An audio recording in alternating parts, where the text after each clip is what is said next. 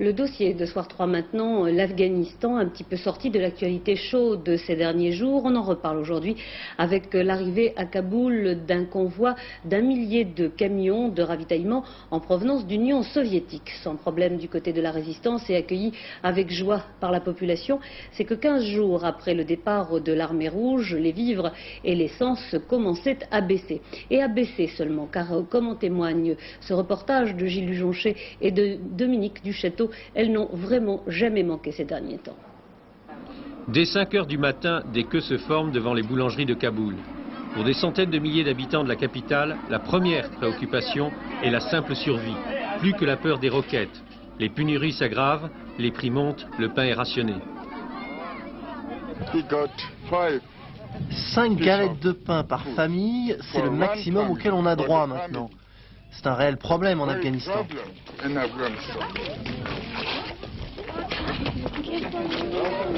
Il est inexact de dire pourtant que Kaboul manque de tout et qu'y règne la famine.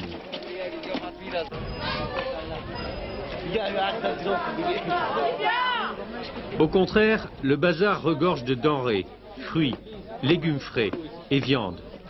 Mais les prix ont doublé en janvier. Ils avaient déjà doublé les 3 mois précédents. Autrement dit, les denrées entreposées ne sont plus à portée de tous, d'autant que les commerçants stockent en attendant de vendre encore plus cher. C'est plein de marchandises ici. C'est vrai, on trouve plein de denrées alimentaires, spécialement du riz. Tout ça nous vient directement de la province, et d'ailleurs aussi.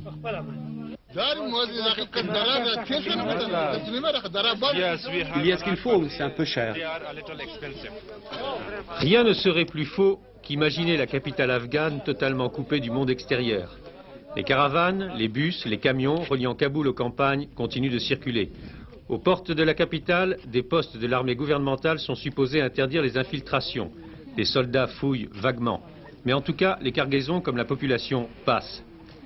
Les moudjahidines qui tiennent parfois les routes à 15, 20 ou 30 km n'ont pas encore décidé d'utiliser l'arme du blocus alimentaire. Le problème toutefois est que certains commandants de la résistance s'emparent des chargements pour nourrir leurs propres hommes ou les populations sous leur contrôle, ou bien prélèvent une dîme.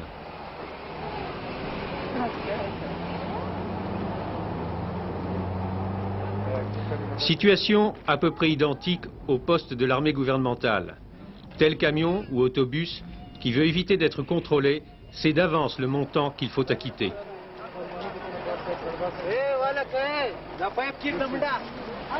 Tout ceci évidemment se répercute au niveau des prix à Kaboul.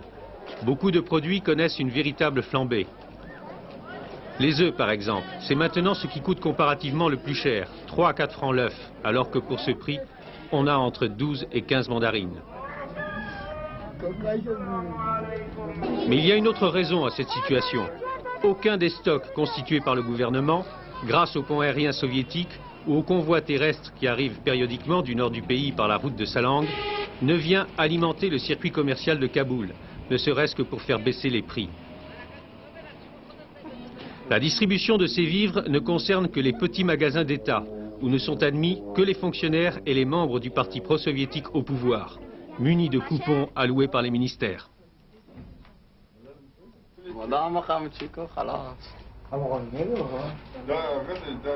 Le nom doit figurer dans le registre qu'ils détiennent. Pour y figurer, il faut absolument travailler dans un office gouvernemental? Oui, seulement si on travaille pour le gouvernement. Ces coupons sont accessibles aux seuls employés de l'administration.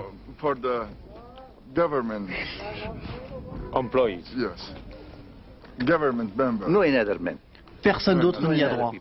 Vous trouvez ça juste? Pourquoi pas? Et les autres? On est en train justement d'élargir ces mesures. À chacun selon son travail, n'est-ce pas? À condition qu'ils travaillent pour le gouvernement. Dissocier le gouvernement du peuple dans des pays tels que l'Afghanistan, il est difficile, vous savez. Un gouvernement juste, il travaille pour le peuple. Et la politique de la réconciliation nationale est basée sur la justice sociale. Ce reportage était le premier d'une série qui en comporte 3 autres. Ils vous seront diffusés dans les jours qui suivent.